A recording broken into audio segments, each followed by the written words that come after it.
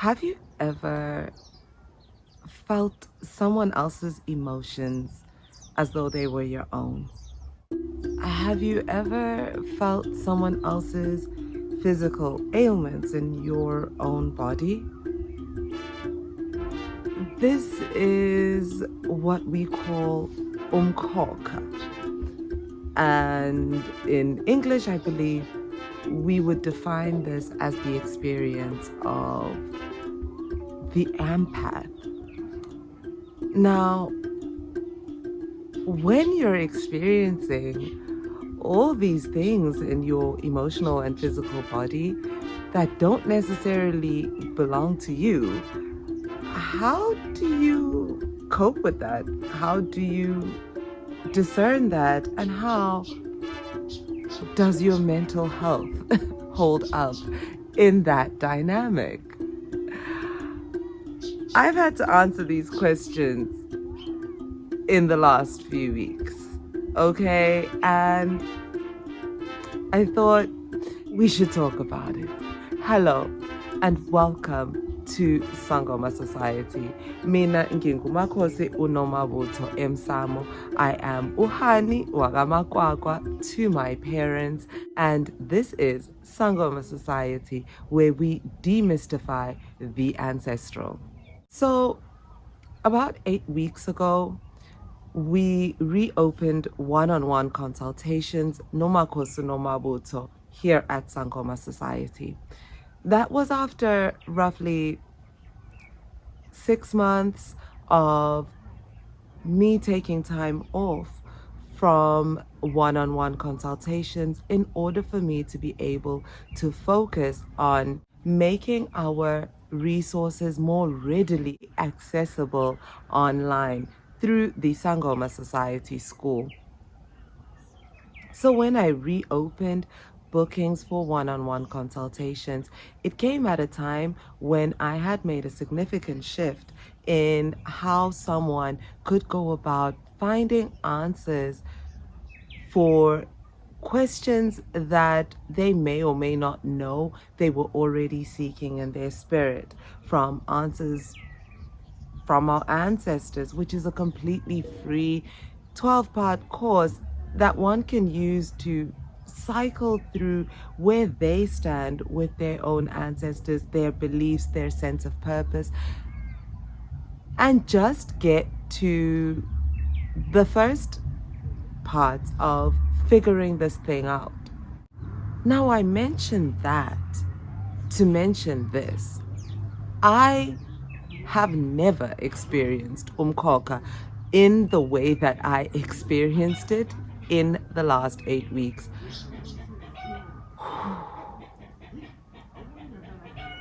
My mental health has been in pieces. In the past, I could say I may have experienced Umkhokha for a day or two before someone came, maybe a few hours even. But in these recent weeks, it's happened for 3 days to a week at a time.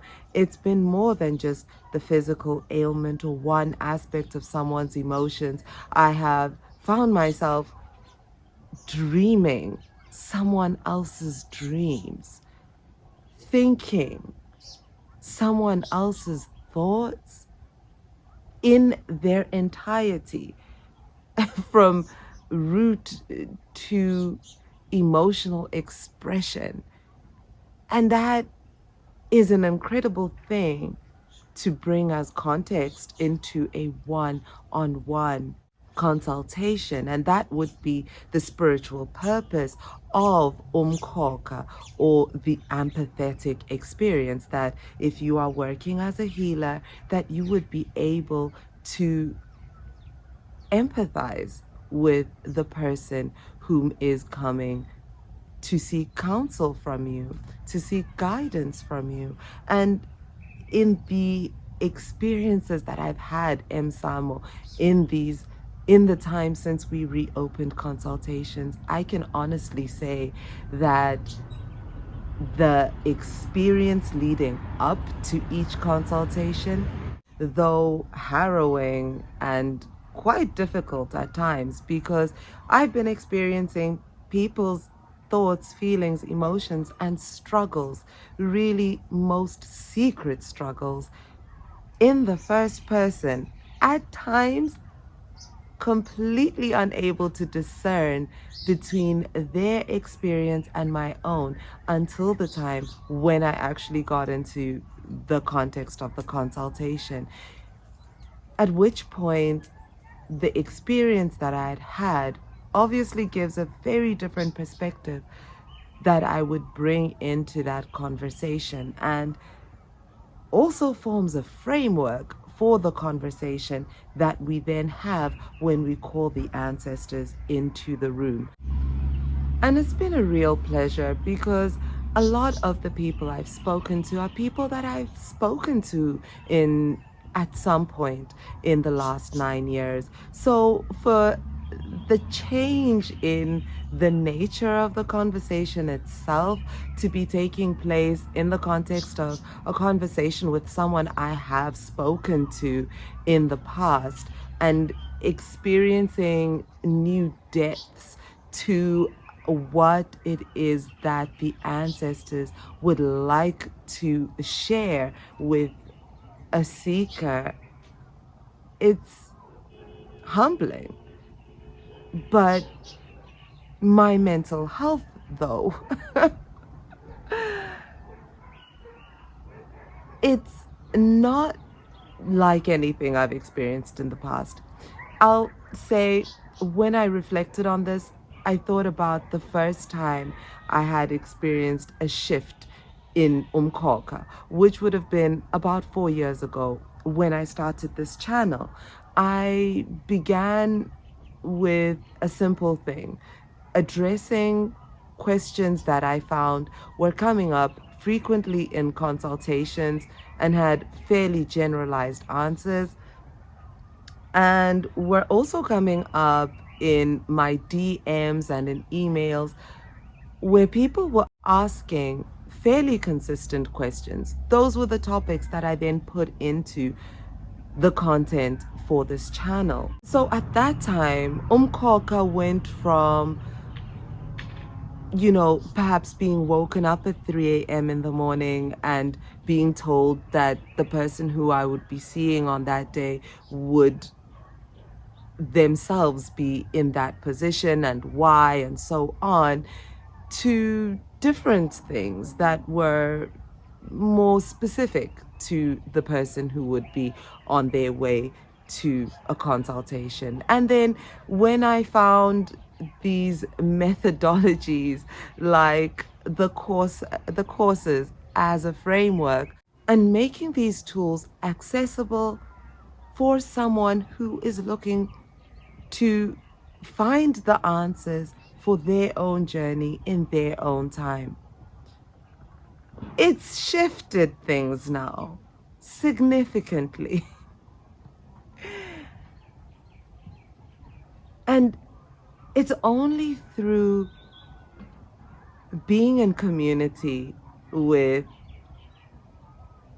those I have in my life that I was able to have a conversation with a dear friend wherein I said, "Oh, I'm just feeling this, etc. pain," that I mentioned a symptom that I was feeling at that time, and they said, "Oh, I don't think that's yours." And then just in the process of that conversation,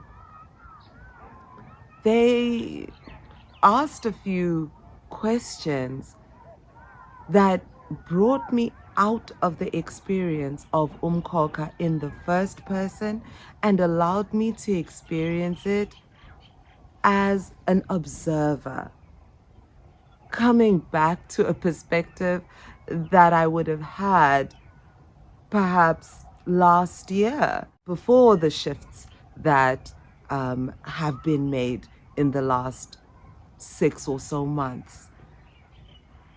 And that was, for me, something that affected me so profoundly that even that night, when I went into a dream that wasn't my own, I had that dream as an observer. I was able to, even in the dream space, know that this was not my dream, but one that belongs to someone whom I will be seeing in due time. And that shifted everything. I woke up the morning after that conversation and I created a worksheet based off some of the questions that had come up in that really insightful conversation that had given me the perspective that I needed, because those questions shifted something in my waking life that transcended right into my subconscious. So I made these questions into a worksheet that I can fill in every morning and every evening.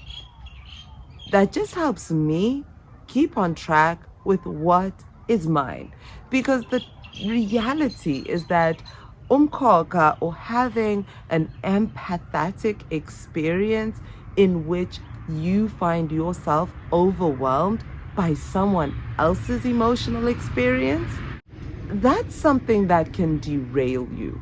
I know that it's definitely caused me to fall off a lot of my commitments in the last 8 weeks. I know that in the past, I've even received Beyonce tickets because the person who had them was a healer who expressed to me that they wanted to gift these tickets to me because they could not be certain that they would be able to enjoy the experience of that concert because Umkhokha was so overwhelming for them in the context of public spaces. That's something that affects you really deeply, affects your ability to enjoy things that you would otherwise really want to participate in. And I thought to myself, well, if I'm having that experience and I know other initiated healers are having that experience, what about other people? So, okay, I'm sharing that worksheet, and you can get it if you need it by using the link in the description below, and you'll get an email with that worksheet attached. On a personal level, I find that when I have access to systems that work, it allows me to show up in my life with greater certainty. On a professional level, I find that when I create and share systems that work and enable others to better show up in their own lives, it creates a deeper capacity in me to do the aspects of my work that can't be delegated to systems. So I hope that the worksheet does something for you as much as it's done for me, at least. If you'd like to book a consultation to have a conversation with your ancestors, you will also find the booking link for that in the comment section below, or you can visit www.sangomasociety.com. We will also be making shorter sessions available that are geared to more specific concerns for people who aren't ready to go that deep with their ancestors. Speaking about picking up the slack, I've received quite a number of messages inquiring about the next moon reading. You will be able to hear that on the Sangoma Society podcast later this week. You can find our podcast as Sangoma Society on Spotify. You're also welcome to join our community on our various social media platforms, including Facebook, Twitter, TikTok, and Instagram. I hope that this conversation has given you some insights about why it is that we experience Umkhokha or empathetic symptoms, and maybe giving you some space to speak about it. I'm really keen to engage with you in the comments below. Until next time, mina ngingumakhosi uNomabuto Emsamo. I am Honey Tell a Story on all social media platforms, and this is Sangoma Society. Kukhanya.